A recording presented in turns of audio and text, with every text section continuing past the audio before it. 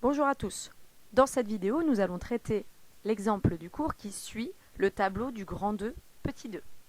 Il s'agit de déterminer une primitive des fonctions qui sont données. La première fonction, c'est la fonction petit f définie sur R par f de x égale 6 facteur de cosinus moins 2x plus 1. On commence par s'interroger au brouillon sur cette fonction. Cette fonction, elle comporte un cosinus, et ce cosinus, on le sait qu'il s'obtient à partir d'une dérivée d'une fonction sinus.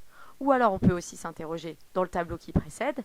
Dans le tableau qui précède, on a la fonction u' cosinus u, dont on sait qu'une primitive est de la forme sinus u.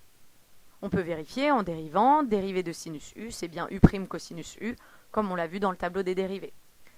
Nous, ici, nous avons cosinus de moins 2x plus 1 dans cette fonction, avec une constante devant qu'on traitera juste après. Une primitive de cosinus moins 2x plus 1, je n'en connais pas directement, puisque c'est de la forme cosinus u, et moi, je sais primitiver une fonction de la forme u' cosinus u. Donc il manque ce u' devant. Le u, pour vous, il est défini par u de x égale moins 2x plus 1. Donc la dérivée de moins 2x plus 1, c'est moins 2. Donc ici, moi, ce que je sais primitiver, c'est moins 2 cosinus de moins 2x plus 1. Une primitive, c'est la fonction qui à x associe sinus de moins 2x plus 1.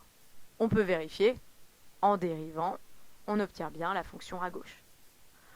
Mais nous, notre fonction f, si vous la regardez tout en haut, c'est 6 facteurs de cosinus de moins 2x plus 1, et donc pas moins 2 facteurs de moins 2x plus 1, de cosinus de moins 2x plus 1. Donc ce qu'on va faire, c'est l'exprimer en fonction de cette fonction que je sais primitiver.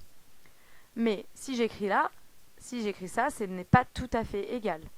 F de x, moi j'avais un 6 en facteur, ici j'ai un moins 2 en facteur. Donc je m'interroge sur une constante que je pourrais mettre de nouveau en facteur pour obtenir la même fonction qu'au-dessus. Moins 2 facteur de moins 3 est égal à 6 cosinus de moins 2x plus 1. Donc je retrouve bien ma fonction f, là j'ai bien l'égalité. Ce qui me permet d'obtenir une fonction, une primitive. Donc avec cette constante moins 3 devant, on sait que ça n'a pas d'importance pour primitiver. Moins 3 que je veux multiplier par une primitive de la fonction que vous voyez en rose. Et une primitive de la fonction en rose, c'est celle qu'on a écrite juste au-dessus. C'est sinus de moins 2x plus 1.